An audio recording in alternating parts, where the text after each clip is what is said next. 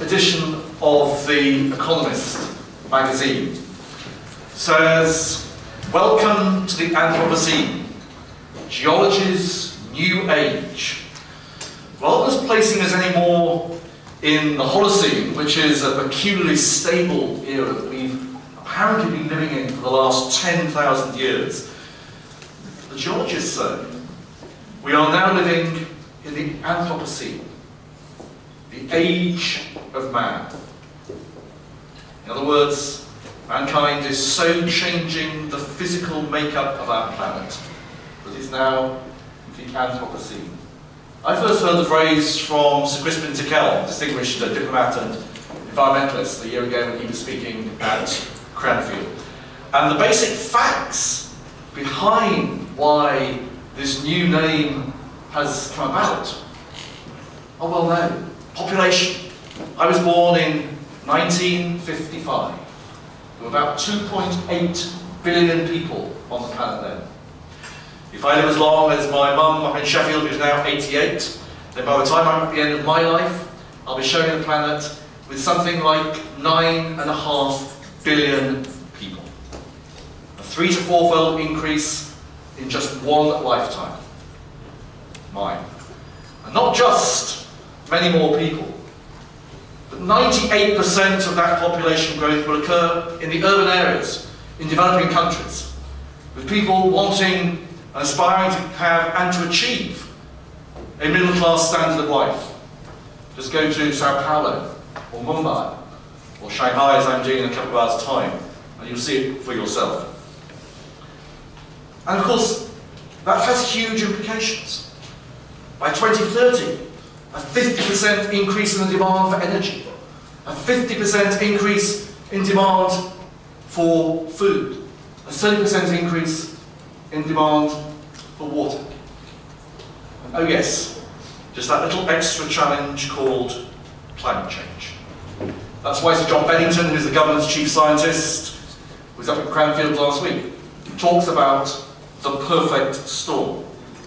And that's why The Economist, in its editorial about the Anthropocene, and if you haven't yet read it, I strongly commend it to you. The Economist says this: what geologists choose to call a period of history normally matters little to the rest of us. The Anthropocene is different. It is one of those moments where a scientific realization, like Copernicus grasping that the Earth goes around the Sun, could fundamentally change people's views far beyond science. It means more than just rewriting textbooks. It means thinking afresh about the relationship between people and their world and acting accordingly. And it goes on to say this: the challenge of the Anthropocene is to use human ingenuity to set things up so that the planet can accomplish its 21st century task.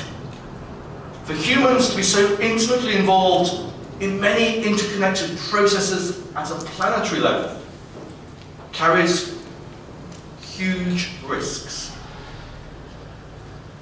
But it is possible to add to the planet's resilience, often through simple and piecemeal actions, if they're well thought through. And one of the messages of the Anthropocene is that piecemeal actions can quickly add up to planetary change.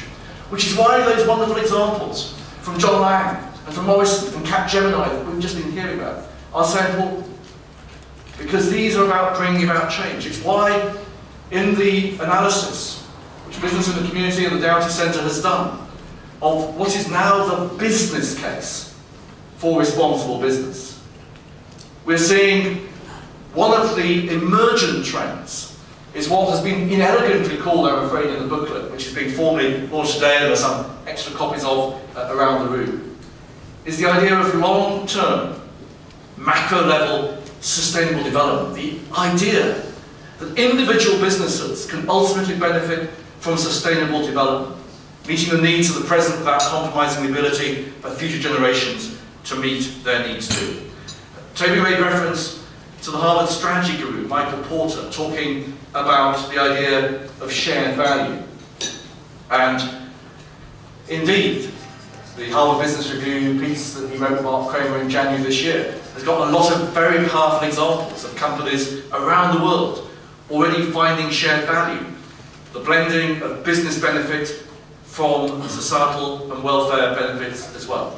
My only comment back to Andrew from the FT, and it's wonderful that the FT continues to give such wonderful and great support to the work of the index and the work of business in the community more broadly. But my only comment would be, we don't want businesses to be boasting about their business benefits and separately to talk about their financial performance.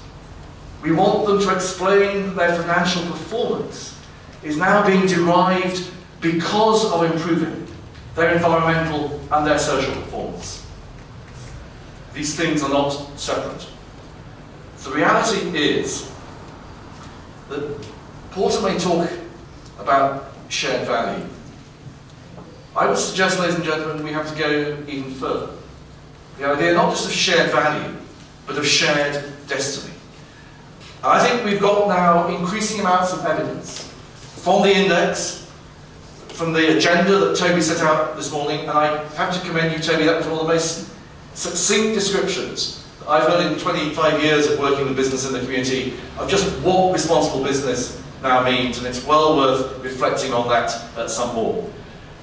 We should now be saying to responsible investors, you are being negligent if you are not asking businesses to explain exactly what is your sustainability strategy and the way in which you are now changing your core strategy, the way that companies like Unilever and many others are now doing, to take account of the challenges that are raised by this momentous era of the Anthropocene age.